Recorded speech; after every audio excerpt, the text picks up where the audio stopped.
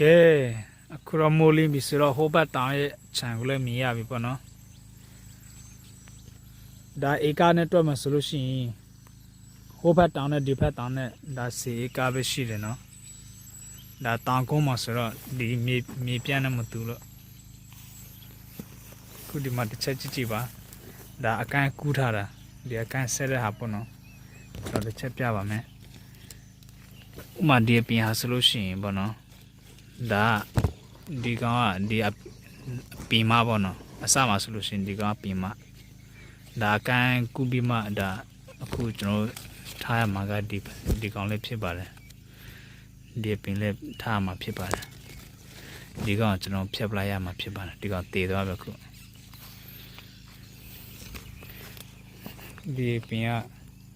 ဟီတာမနေဟီတာငါလည်းဟီငါပြုတ်ချိန်နေစီနေအခုဒီပင်ကလည်းပဲပေါ့နော်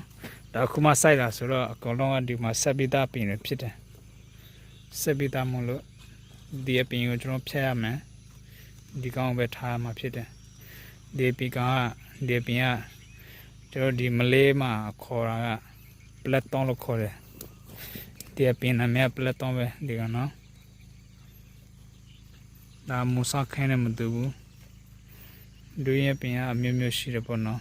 ကျွန်တော်တည်တော်ဆိုလို့ရှိရင်မလေးခေါ်နေဆိုလို့ရှိရင်ဒူအပရဲ့မူဆာခိုင်းရဲ့လူရှိရင်ဒူဟီတန်ရဲ့ကမ်ပေါင်းရှိတယ်နောက်ပြီးတူပိုက်ဆိုတာရှိသေးတယ်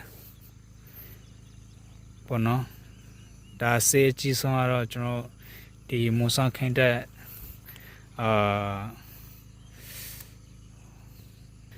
အစေးကြီးဆုံးကတော့ကျွန်တော်ဒီအခုလောဆယ်နာမည်ကြီးနေတဲ့ဒီဒူရီဟီတန်ပေါ့နော်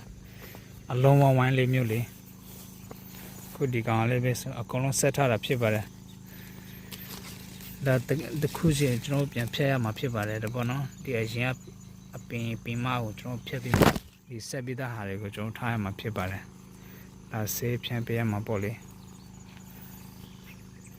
ချမ်းဒီလိုဟိုဘက်ချမ်းဆိုလို့ရှိရင်သူများချမ်းတွေဒါခုနှစ်ရှင်းနေရှိတဲ့ပင်တွေပေါ့နော်ဟိုဘက်မှာဟိုဘက်အနည်းဆုံး6နှစ်ပေါ့နော်6နှစ်ကနေရှင်းနေကြရှိတဲ့ပင်တွေဖြစ်ပါတယ်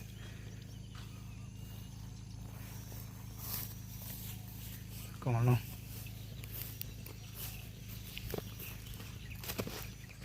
ဟိုဘက်စိုက်ထားတဲ့ပင်တွေလည်းအကုန်လုံးကဒီဒူရီဟီတန်ပဲဖြစ်ပါတယ်ပေါ့နော်မူဆောင်ခင်းလေးရှိပါတယ်ဒါပေမဲ့အများဆုံးစိုက်တာ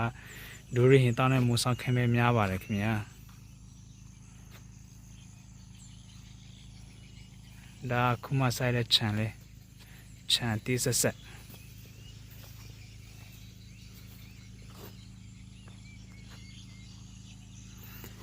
အမှဆိုရင်ကျွန်တော်ဒူရင်စိုက်တာဒီလိုမျိုးတောင်ပေါ်မှာပဲကောင်းပါတယ်